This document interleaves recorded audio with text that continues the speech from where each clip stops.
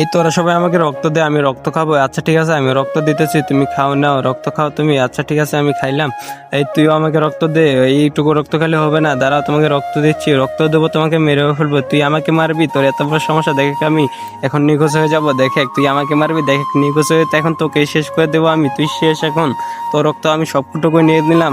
কি রে ওস্তাদ আমার কি করলো? এটা তো রক্ত নিয়ে নিল শয়তানটা। দেখো তোমার জন্য একটা মেয়ে আনছি, এইটা থেকে খেয়ে ফেলি। দাঁড়া আমি খাইতেছি, খেয়ে ফেলছি।